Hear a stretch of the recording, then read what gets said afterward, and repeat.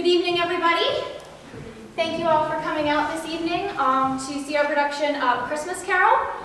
Just a couple quick announcements before we get started. If you need to use the bathroom during the show, there are some down along that hallway. We ask that you keep the aisles clear, as actors will be using those to move back and forth. The show is about an hour long with no intermission. You are welcome to take pictures and videos. We ask that you please do not use a flash. At this time, please silence all cellular devices. We are collecting donations tonight to be able to continue doing these productions in the future. If you wish to give something, there will be a basket on that chair at the end of the show.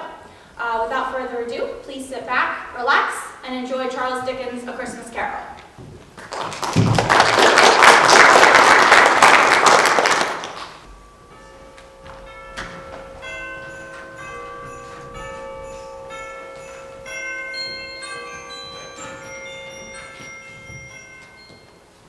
I need to write another story.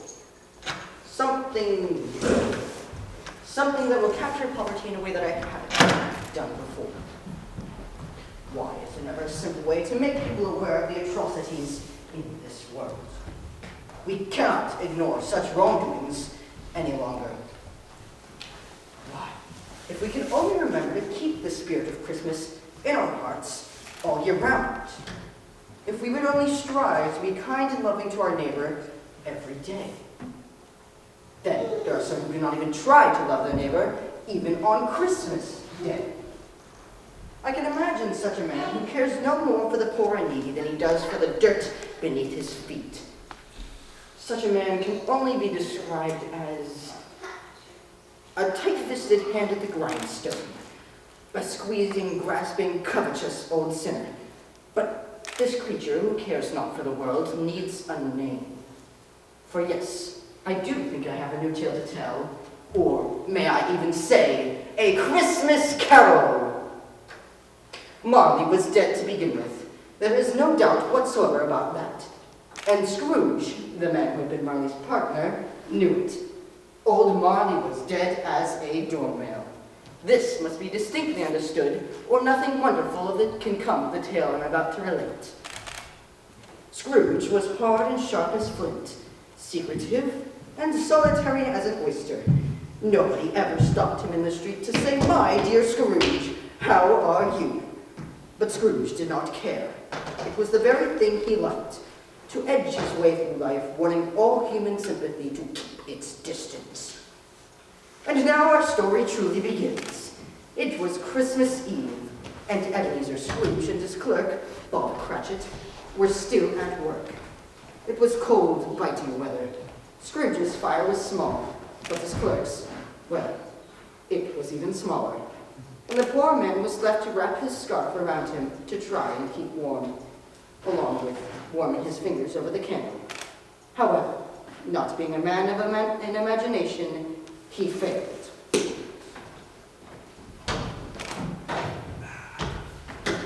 Merry Christmas, Uncle! God save you! Bah, humbug. Christmas? A bah humbug? You don't mean that, I'm sure. I do. What do you have to be merry about? You're poor enough. What do you have to be dismal about? You're rich enough. Bah, humbug. Don't be cross, Uncle. What else can I be as the world of fools as this? Merry Christmas.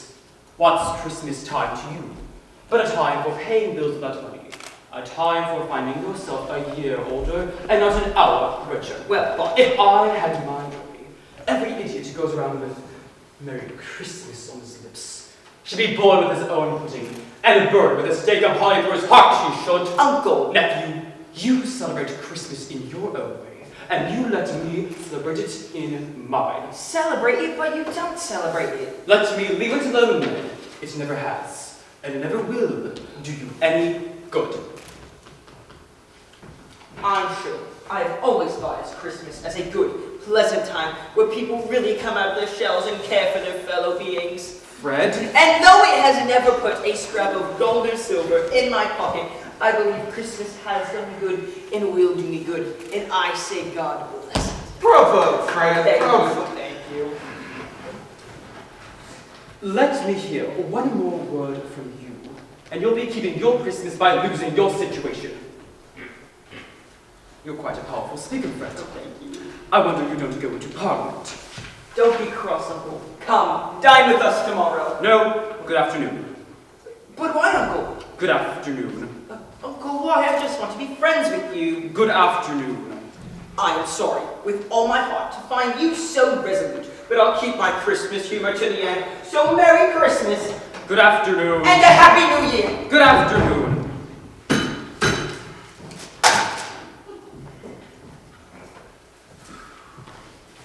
Scrooge and Marley's, I presume. Have I the pleasure of addressing Mr. Scrooge or Mr. Marley? Mr. Marley died 7 years ago, this very night. I see. Well, I have no doubt that you're as generous a man as he was, sir.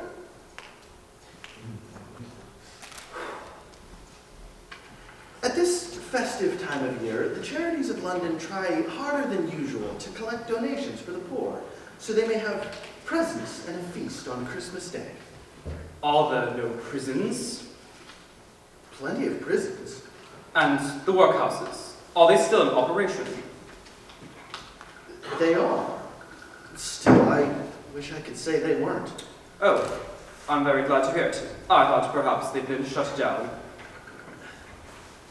Since these places don't really give happiness or comfort to those that live there, a few of us are trying to raise money so we can buy the poor some food.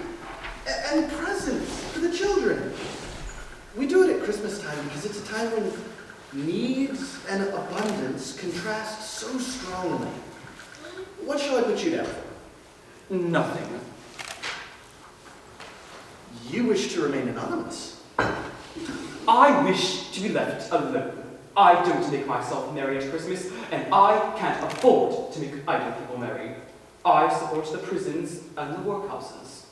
And those who are badly off must go there. Many can't go there, and many would rather die.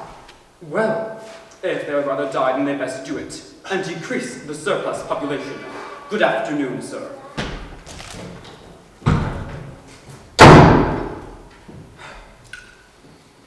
Time to go home for the day. You'll want all day tomorrow, I suppose. If quite convenient, sir. It is not convenient, and it's not fair. If I cut your wages, you'd say I wasn't being fair, and yet you don't think it's unfair for me to give up a day's wages for no work. It is only once a year, sir. A poor excuse for picking a man's pocket every December 25th. However, suppose you must have the whole day. Be here all the earlier next morning. Thank you, sir. Good night, sir.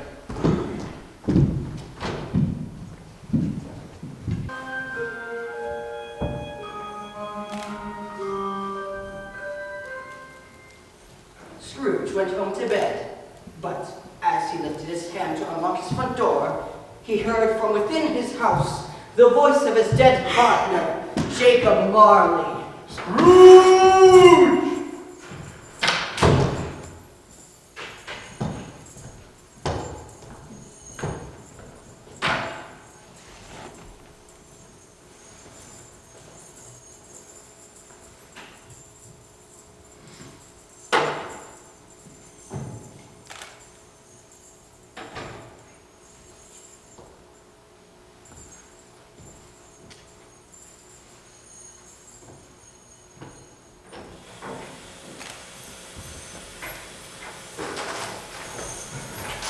How now?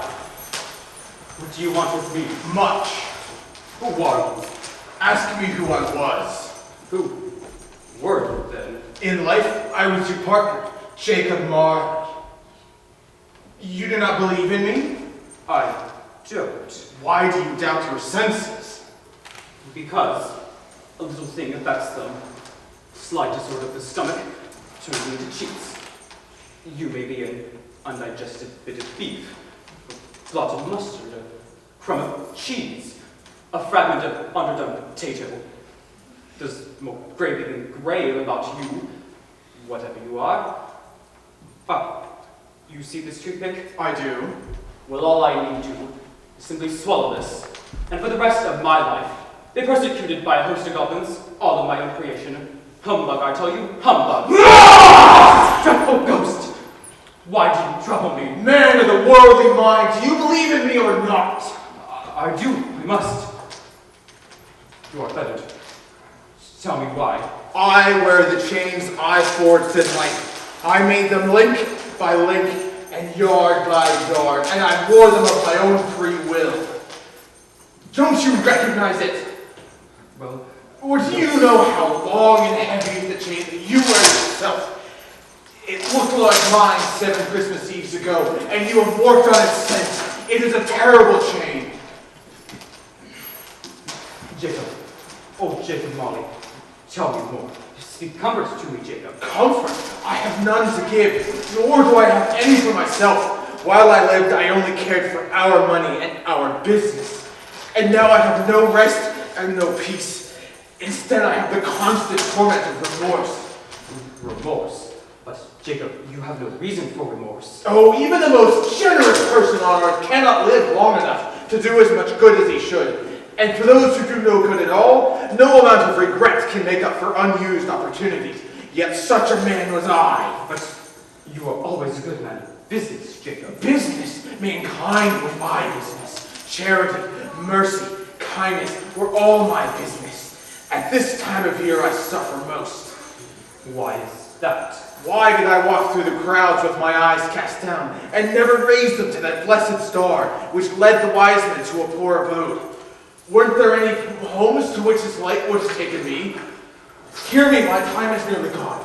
I'm here to warn that you have yet a chance and hope of escaping my fate. You were always a good friend to me. Thank you. You will be haunted by 3 spirits. Is that the chance and hope you mentioned, Jacob? It is.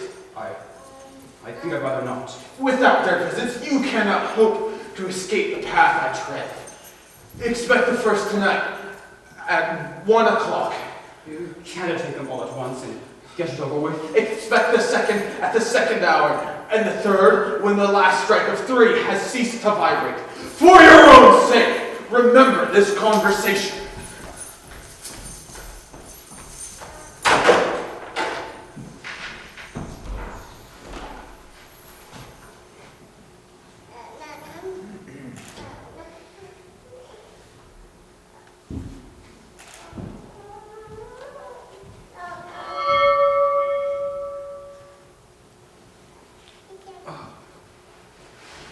Molly was here, but was it real or was it only a dream?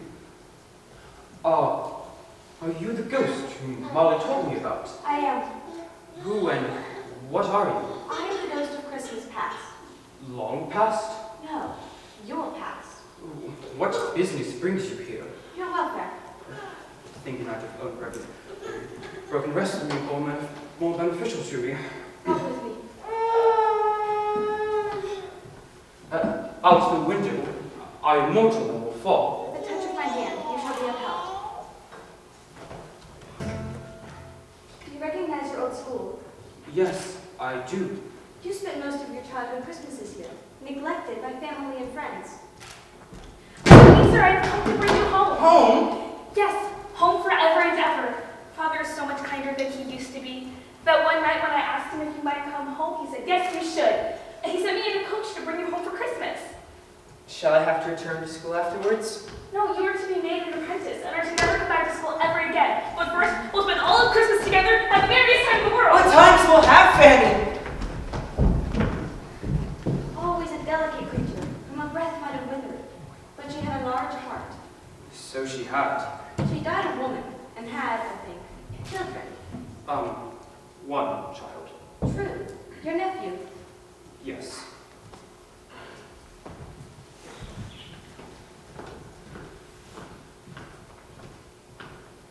Do you know this place? Know it?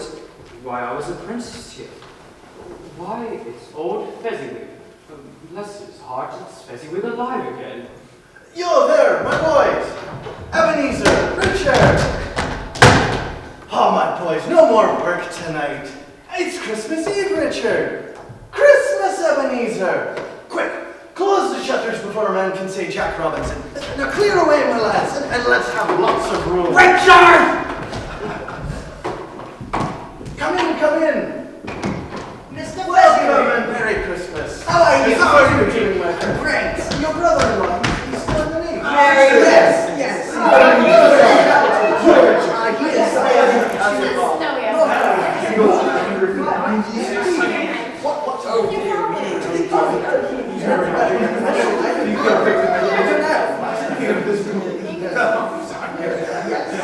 Let's have a dance.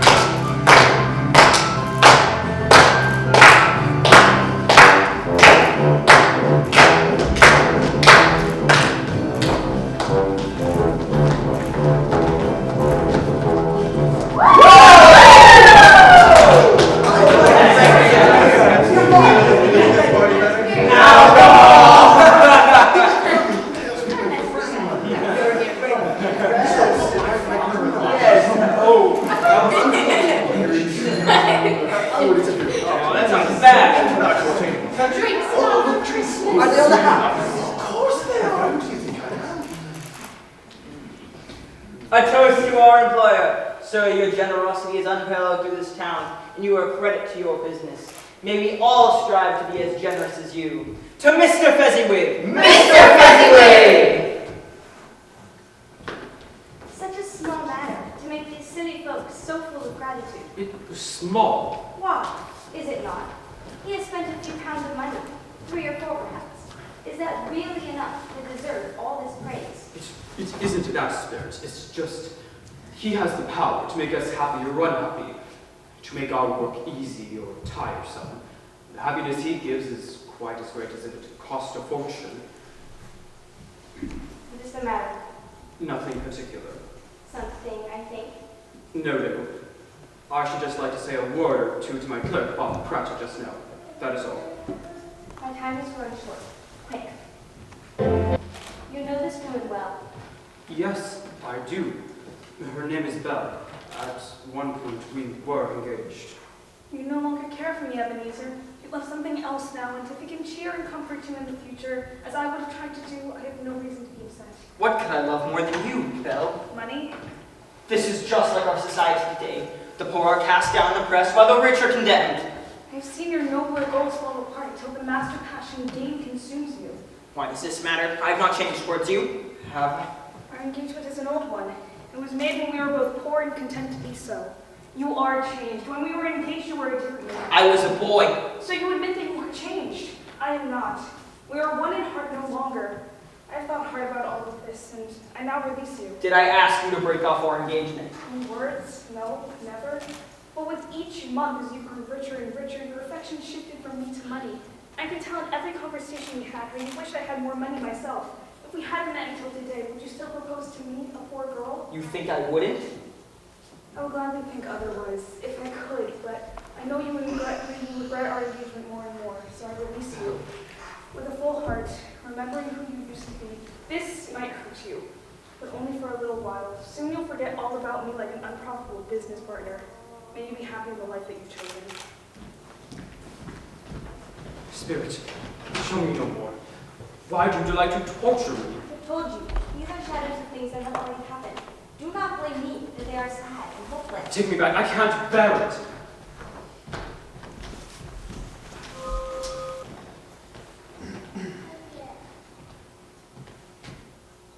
Ebenezer Scrooge! Come and get to know me better, man.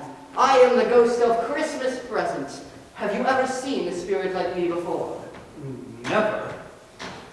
You haven't walked with any of the younger members of my family. Do you have many brothers, Spirit? More than 1,800. Tremendous family to provide for. Spirit, conduct me where you wish. If you have anything to show me, let me profit by it. Touch my robe. This is the house of your clerk, Bob Cratchit.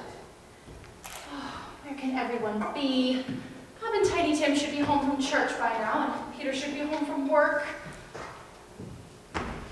Here I am, Mother. Hey, my dear, how late you are. We had a great deal of work to finish up last night at the factory. Then we had to clean everything up this morning, Mother. Never mind, so long as you are come. Stand before the fire, my dear, and warm yourself. Merry Christmas! Cheers!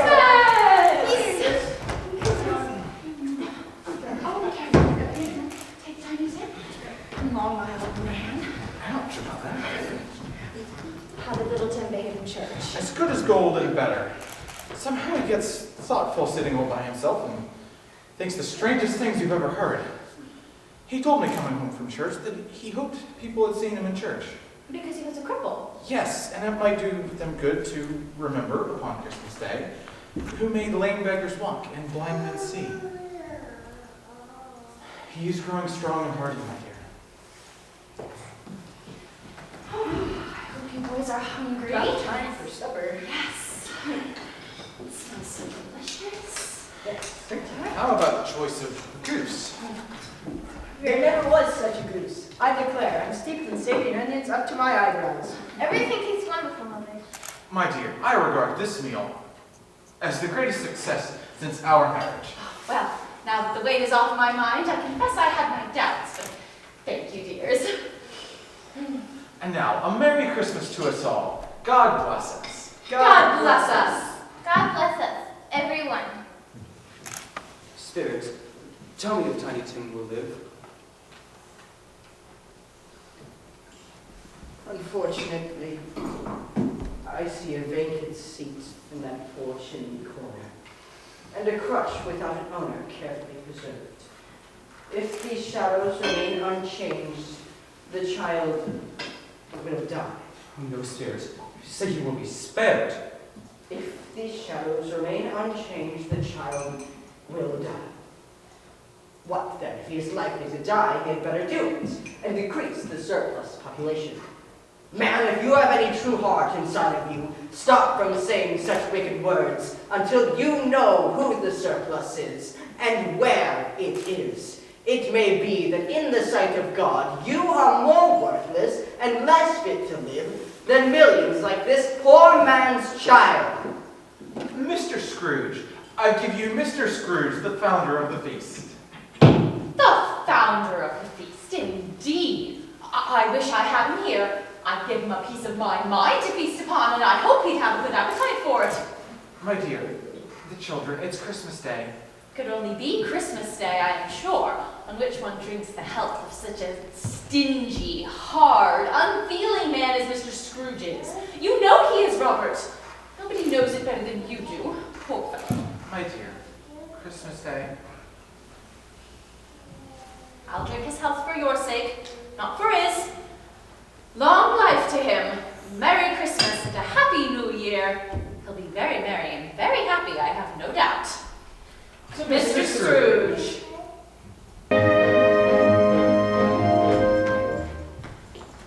This is the house of your nephew Fred.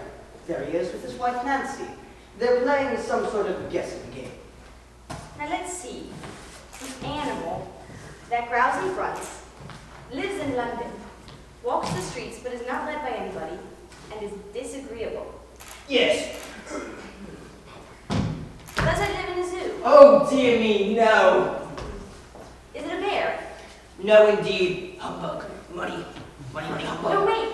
I know what it is, Fred. What is it, Nancy? It's your Uncle Scrooge. Oh, wee! That's right! You know, when I went over to his place the other day to invite you there, he said that Christmas was a bar humbug. He believed it too. More shame for him, Fred. Yes, he's a comic old fellow, and unpleasant as he might be, he only heads himself with his rudeness. I have nothing to say against him. I have no patience with him. Oh, I do. Who suffers by his bad temper? He does. Always. He decides to dislike us and won't come and dine with us. What are the consequences? Doesn't miss much of a dinner. Indeed, I think he misses a very good dinner. Well, consequences are he misses out on a fine party, which could do him no harm. I go and I give him the same chance each year, whether he likes it or not, for I pity him. He may rail at Christmas till he dies. Well, he can't help thinking better of it. I go when I see him merry each year, and ask him how he's doing, even if the only good it does is make him pay his clerk more. That's something. That poor clerk and his family. They must be so wretched. Yes. That's everything. To Uncle Scrooge now. Uncle Scrooge. Uncle Scrooge. Spirit, your hair grows gray. Our spirit's life so short. My time upon this globe is very brief. It ends tonight. Tonight. Tonight at midnight. Our spirits, who are they? Look here. Spirit, are they yours? They are man's, and they cling to me. This one is ignorance, and this one is want. Beware of them both, but most of all, beware ignorance, for he is doomed unless his fellow men take pity on him. O city of London, O world, deny this sickness, hunger, and death. Slander those who tell you about it. Admit it as a joke, and make it worse, and wait for the end. Have they no refuge or help? Are there no prisons? Are there no workhouses?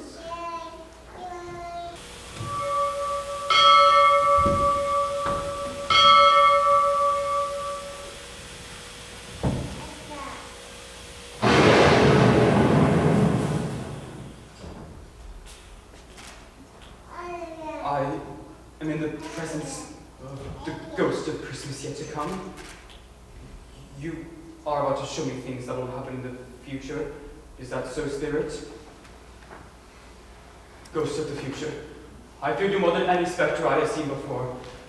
But since I know your purpose is to help me, since I hope to live to become a better man, I am prepared to go with you and to do it with a grateful heart.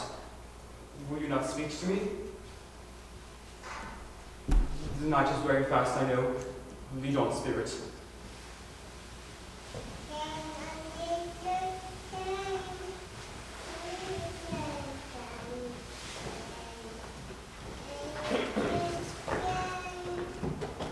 No, I don't know much about it. I only know he's dead. When did he die? Last night, I believe.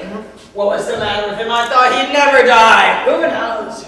Well, the real question is, what has he done with his money? I haven't heard. Given it to his company, perhaps. Hasn't given it to Oh, me. me That's all neither. I know. Well, I reckon it's going to be a very cheap funeral, for I don't know anyone who'd go to it. But we would volunteer if lunch was provided. Well, I never wear morning clothes, and I never eat lunch. But I'll go if you go. Good day. Merry Christmas. Pawn shop? What are we doing here? Now look, here's a coincidence, old Joe. If we haven't met here without a meaning it. You couldn't have met in a better place. Every man has a right to provide for himself. He always did. That's true indeed. No man more so. Now don't you stand there as if you were afraid. Who's gonna know? Who's the worst of a loss of a few belongings like these? Not a dead man, I suppose. Now indeed. If he wanted to keep all his belongings after he was dead, then why wasn't he kind of in his lifetime? Then he'd have somebody to look after them when he was struck with death instead of lying there alone. That is the truest word that was ever spoke. It's a judgment on him. Now open my bundle, Joe.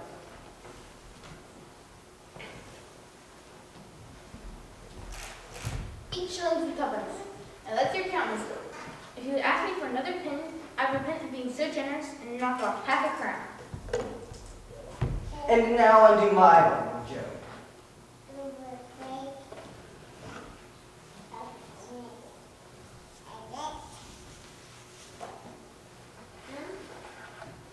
What do you call this? Bed curtains? You want me to say you took them down, rings and all, 10 line right there? Indeed I did. Don't tear those blankets now. His blankets. Whose else's do you think? I dare say he's not going to catch cold without I hope he didn't dive in and catch him. it. Oh, don't you be afraid of that. I ain't so fond of his company. But I loiter around him long enough to catch anything. This is a fine shirt.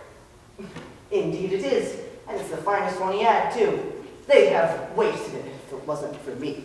What do you call wasting it? Putting it on him to be buried. Someone was foolish enough to do it, but I took it off again. Because if calico ain't good enough for anything, then it ain't good enough for a bird. 1 pound in thorns. That's the end of it, you see. He scared everyone away when he was alive, to profit us when he was dead. Spirit, I see. The case of this dead man might be my own. My life leads that way now, but if there is anyone in this town who is saddened by death, show that person to me now, Spirit. I beseech thee.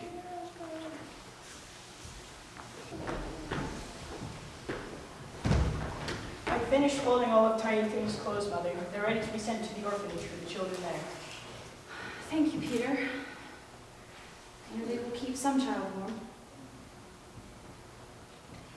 Now to finish the sewing.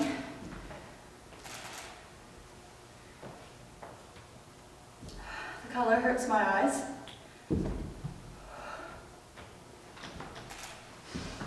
They're better now again. Sewing by candlelight makes them weak, and I wouldn't show weak eyes to your father when he comes home. Not for the world. It must be near his time. I think he's walked a little slower these past few evenings, Mother. I have known him to walk with Tiny Tim on his back very fast indeed. So have I, often. He was very light to carry, and his father loved him so much that it was no trouble. No trouble. Oh, there's your father at the door.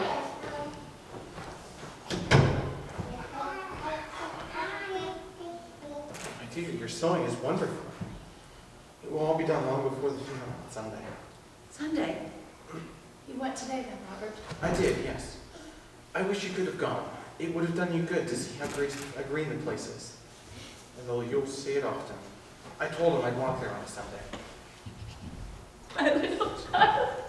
Don't mind it, Mother. Don't be grieved.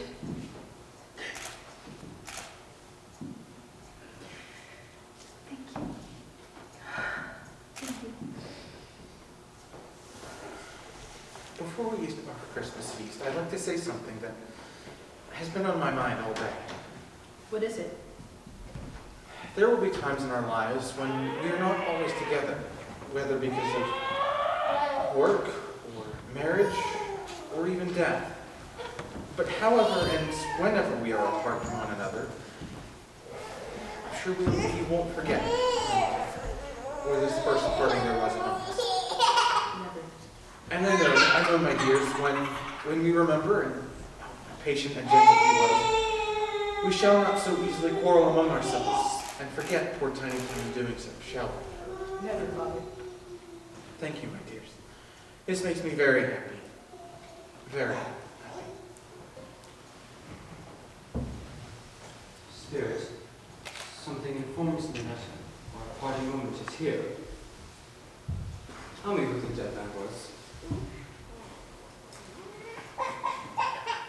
Before I draw near that stone, answer me one question.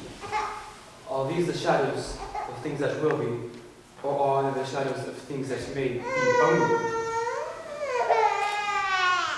A man's actions may seem to predict his future, but if the actions change, the future changes too.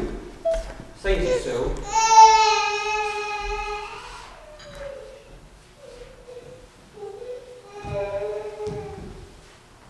am I the man that died? Spirits, no! Spirits, hear me! I am not the man I was. I will not be the man I would have been if the spirits had never visited me. Why show me this? If I am beyond all hope, spirits assure me that I can change my future. By an altered life, I will try to live in the past, the present, and the future. I will not shut up the things you have shown me. Oh, please tell me that I may sponge away the writing, this neglected stone. Please.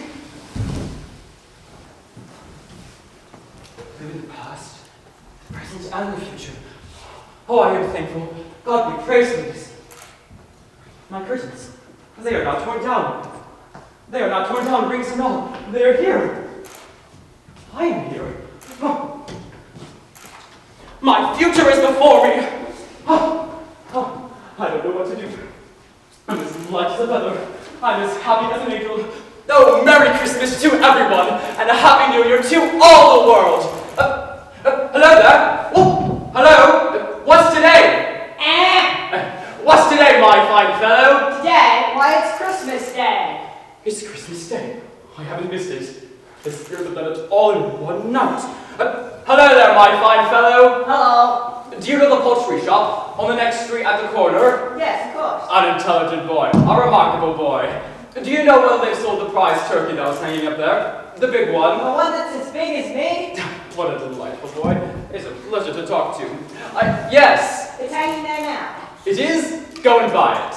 Go on. No, I'm serious. Go and buy it and tell them to deliver to the house of Bob Cratchit, 178 Market Street. Do it within half an hour and I'll give you half a crown. Merry Christmas to you. A Happy New Year to you. Oh, my dear sir, how do you do? I hope you were successful in collecting donations yesterday. It was very kind of you, sir. A Merry Christmas to you. Mr. Scrooge. Yes, that is my name. And I fear you do not like to hear it. Allow me to ask your pardon, and will you have the goodness to accept the sum of...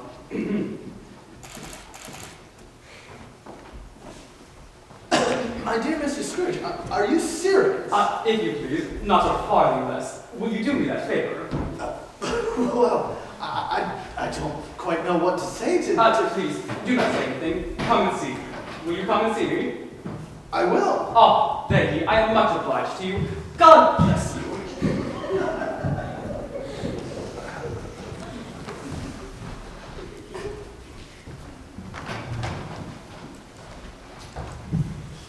Fred? Who's there?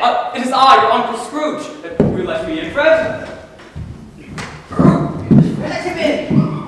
Let him in! It's a mercy Fred did not shake his arm. Scrooge was at his home in the next 5 minutes. Wonderful party, wonderful games, wonderful happiness. But he was early at the office the next morning. Oh, he was early there. If he could only be there first and catch Bob Cratchit coming late. That was the thing he had set his heart upon. And he did it. Yes, he did. The clock struck 9. No Bob. 9:15. Still no Bob. He was a full 18 and a half minutes behind his time. I'm sorry, sir. I am rather late. You are. Yes, you are. Step this way, if you please. Now I tell you what, my friend, I am not going to stand for this sort of thing any longer. And therefore, I'm about to raise your salary. A Merry Christmas, Bob, a Merry Christmas, Bob, my good fellow, that I have given you for many a year. I'll raise your salary and endeavor to assist your struggling family. Make up the fires and buy more coal before you dot another I, Bob Cratchit. And so I come to the close of my little Christmas tale. And I hope it leaves my readers with a reminder on their hearts. A reminder that though the Christmas holiday comes once every year, we must keep the spirit of Christmas in our hearts all year round. A spirit of generosity, mercy, and goodwill towards our fellow men. A spirit of love. For isn't that, my friends, what Christmas is all about? Love. The greatest love of all, from the greatest one of all. If we could only keep the spirit of love always in our hearts, imagine what we could do to better the world. And now we come to the conclusion of this little tale. Scrooge was better than his word. He did it all for the Cratchits and infinitely more. And to Tiny Tim, who did not die, he was a second father. He became as good a friend and master as the good old city ever knew. And when he became a follower of Christ, his joy was immeasurable, grace upon grace indeed. And it was always said of him that he knew how to keep Christmas well. If any man alive possessed the knowledge, may that be truly said of us, and all of us. And so, as Tiny Tim observed, God bless us, everyone.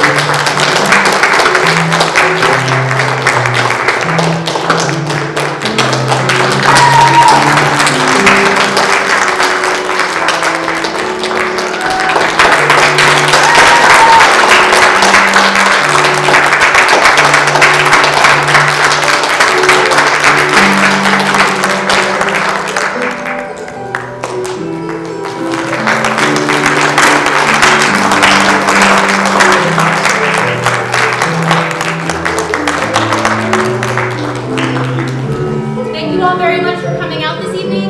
We hope you enjoyed yourselves. The biggest thing you can do for us is, if you like what you saw tonight, to tell other people about it. If you wish to make a donation, there will be a basket sitting there on the edge in a couple minutes. The cast will be out shortly to greet you. Have a great rest of your evening, and Merry Christmas.